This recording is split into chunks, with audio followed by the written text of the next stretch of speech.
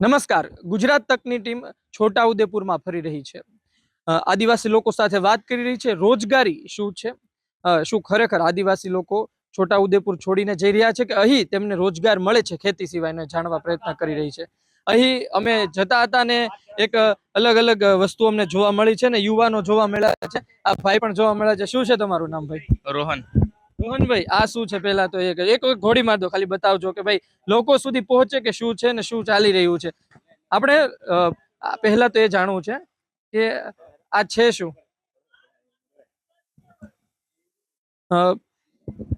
સ્થિતિ આ પહેલા તો શું છે કહેશો તમે? હીરાને રિપેરિંગ કરવાનું છે. હીરાને રિપેરિંગ કરવાનું છે વસ્તુ. હીરાને રિપેરિંગ ને હીરા રિપેરિંગ ક્યાં થાય છે? અહીંયા કારખાનામાં. આ જગ્યાએ. હા. મિત્રો, આપ જોઈ શકશો કે આ એ જગ્યા છે. અત્યારે બંધ થઈ ચૂકી છે ગુજરાત તકની ટીમ નીકળી ત્યારે, પરંતુ અહીં કામ થતું હોય છે. કેટલા લોકો કામ કરે છે? હશે 40-50 હશે એક કારખાનાની અંદર. ઓકે. તમારી ઉંમર કેટલી છે? 18 વર્ષ. 18 વર્ષ છે. શું કહો, આ કારખાનું ક્યાંથી શરૂ થયું? કેટલી રોજગારી મળે છે અને શું રાહત છે? 5-6 વર્ષથી ચાલે છે. એમ સુરત જાતા કરતા અહીંયા ખોલ નાખ્યું એટલે લોકોને સારું છે. હવે સુરત નહીં જવા પણ અહીંયા જે છે તે અહીંયા બધું મળી રહેશે એમને. ને આવક શું રહેતી હોય છે? કારણ કે સામે અમે ખેતીવાડીનું પૂછતા હતા કે ત્યાં પાણીના પ્રશ્ન એમને નડે છે. તો આ કામમાં શું કોઈ પ્રશ્ન છે કે પછી એક આવક બંધ છે, એક ફિક્સ છે કે જેનાથી ગુજરાન ચાલે છે? ઘર બેઠે 10-20 રૂપિયા કમાઈ આરામથી મહિને 10-15 હજાર રૂપિયા કમાઈ લે છે ઘર બેઠે. બહાર નહીં જવા પડે ધંધો કરવા માટે, ગામમાં કરી લે છે. શું એક આશા રાખો છો કે આ જે છે, હવે પેલા તો એક જાણવું છે કે આવું બીજા વિસ્તારમાં શરૂ છે તમારા ધ્યાનમાં હોય કે ભાઈ આ વિસ્તારમાં હજુ પણ છે? કવાંટ ઉદયપુર છે, બારિયા છે. અંદાજે કુલ કેટલા આદિવાસી લોકો આમાંથી કમાતા હશે, રોજગારી મેળવતા હશે? અંદાજે અંદાજે તમારે ત્યાં 50 લોકો છે તો તમે 4-5 હજાર લોકો આદિવાસી. 4-5 હજાર લોકો. સરસ. ને તમે ક્યાં જઈ રહ્યા છો હવે? હવે અમારા કારખાને આ રિપેરિંગ કરવા. આ રિપેરિંગ કરો એટલે મિત્રો ભાઈ અત્યારના જઈ રહ્યા છે ને, આ વસ્તુ જે છે એ પોલિશ કરવામાં આવશે ને હાથને શું થયું છે? થોડુંક વાગી ગયેલું કારખાને વાગી ગયું એટલે આવું થતું રહે છે. પણ કામ શરૂ રહેવું જોઈએ. આ તમે જોઈ શકો છો કે ભાઈ ને અહીં વાગ્યું પણ છે. અલા શું હળદર લગાવી છે? હળદર. એને વાગ્યું પણ છે, પરંતુ કામ શરૂ રહેવું જોઈએ. અને આ છે આદિવાસી સમાજની તાકાત. આ છે આદિવાસી યુવાઓ કે આજે આગળ વધી રહ્યા છે ને આ સ્થિતિમાં પણ કામ કરતા રહે છે. આપણી સાથે બીજા એક ભાઈ પણ ઉપસ્થિત છે. શું કહેશો આની વિશે? અહીં પાનડ ખાતે જે હીરા ઉદ્યોગ આવ્યો તો જે બધા આદિવાસી જે કારીગરો છે એને સારું છે. દૂર જવું નહીં પડતું, ઓછા ખર્ચે સ્થાનિક ઘર બેઠે ધંધો મળેલો છે અને 10-15 હજારનું કામ કરે છે. તમે રોહનભાઈની ઉંમરના હતા ત્યારે શું સ્થિતિ હતી? તેમાં બેકારી હતી. આવો ઉદ્યોગ એવું નહીં હતું તેમાં. આજે હવે 6-7 વર્ષથી અહીં પારણમાં આવી ગયો ધંધો, એટલે સારું એમ. એટલે ઘેર બેઠે આપણને ધંધો મળી રહે. ને 50 લોકો કામ કરે છે. હવે બીજા લોકો છે એમને કામ કરવું છે તો એવી કોઈ વ્યવસ્થા થઈ શકે? તમે એવું વિચાર શિકાવ તરીકે આવે ને. હવે એક કારખાનામાં 30 કારીગર, કોઈ કારખાનામાં 50 હોય, કોઈ કારખાનામાં વધારે હોય, જેવી ઘંટી એ રીતે કારીગર સમાવેશ થયેલા. આ ઘંટીનો કોન્સેપ્ટ, આ વસ્તુ સૌરાષ્ટ્રમાં પણ બહુ જોવા મળે છે. બહુ લોકો ત્યાં પણ સુરતમાં તમે જો બહુ રોજગારી. તમને હવે એવું લાગે છે કે ભાઈ નજીકના ગામડાઓમાં પણ આ વસ્તુ કોઈ શરૂ કરે, વધુ ઘંટી મૂકે તો આદિવાસી લોકોને વધુ સારું બેરોજગારી મળી રહી, બેરોજગારી મળે ઘર બેઠા, એ સારું કહેવાય. તમે શું કરો છો? હમણાં મેનેજર તરીકે છે. તમે મેનેજર તરીકે છો. તમે આ લોકોને શીખવાડતા હશો? હા, શીખવાડે. કેટલા સમયથી તમે આ મેનેજર? મારે તો 30 વર્ષ થઈ ગયા. ને જે હીરા ઘસવાના હોય છે કેટલો સમય લાગતો હોય છે? કેટલા એક હીરામાં કેટલા મળે? એમાં જેવું કામ, જેવો ભાવ એવું. એમાં ધારો કે કટિંગ પર રહે છે. સારું કટિંગ હોય તો ભાવ ઊંચા હોય. 7 રૂપિયાથી ચાલુ થાય. એમાં 3 ખાતા આવે, એમાં અલગ અલગ ભાવ હોય. 10 સુધી હોય. 10 3 ખાતા આવે એટલે 10 રૂપિયા, પછી 7 રૂપિયા, પછી 6 રૂપિયા, એ રીતે. આવે છે આદિવાસી યુવકો કે મારે શીખવું છે, મારે કામ કરવું? આવે આવે 2 મહિના લાગે, હમ.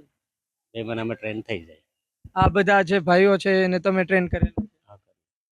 હવે જો મારે કારખાને આવે એટલે મારે ટ્રેન કરવું પડે. હા. હવે કોઈ સંબંધી હોય, કારીગર હોય કે મારે શીખાવ લાવવું છે તો કે લઈ આવી, એને ધંધો મળે એ રીતે.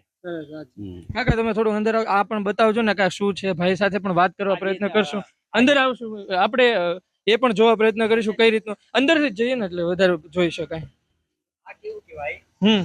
ધારો કે હીરા ઘસતા, જી જી. હીરા ઘસતા જે પોલિશ આ શરણ ખરી ને, હા, એ કપાઈ જાય એટલે એને 4 દિવસે 5 દિવસે પોલિશ કરવું પડે.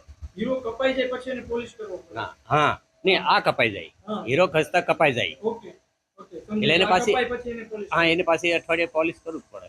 બરોબર છે. આ ભાઈ એ કામ કરી રહ્યા છે. હા, એ કામ કરે. ભાઈ આપનું નામ?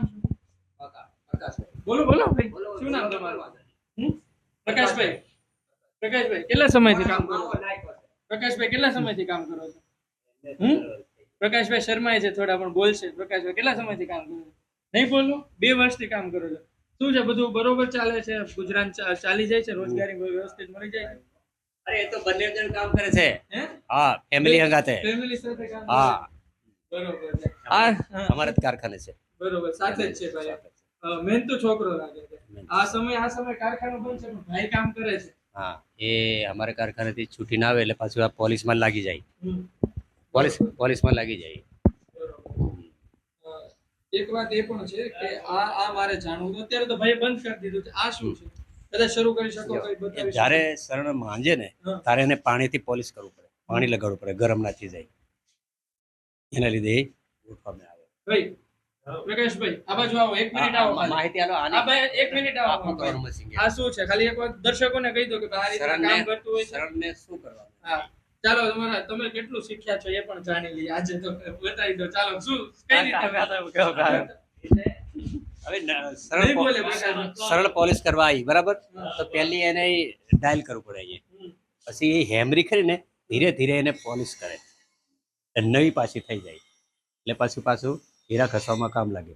પછી પાછી એ ઉતરી જાય એટલે પાછી એ જ ચડાવવાની એને. બરોબર. 4 દિવસે 5 દિવસે એને પોલિશ કરવામાં આવે. બરોબર. આ શરૂઆત કરી એમાં કોઈ સરકારી સહાય મળે છે કે પછી બધું કોઈ સબસિડી મળતી એવું કોઈ હોય છે? એ લેવામાં કોઈ મજા નહીં. પોતે ખર્ચે ઘંટી નાખવાની પછી ના, એ સરકારી કોઈ સહાયની અંદર ના લે. કેમ કે આ પ્રાઇવેટ ધંધો કહેવાય. આજે 2-3 મહિના ચાલે કારખાનું, કાલે બંધ થઈ જાય. લોન કાંથી પૂરી કરવાની? સાચી વાત છે. એટલે પોતા સુરતથી સેટના આધારે આપણે આ ચલવાનું હોય. બરોબર. આ પણ એ જ પ્રકારની ઘંટી લાગે. આ શું છે?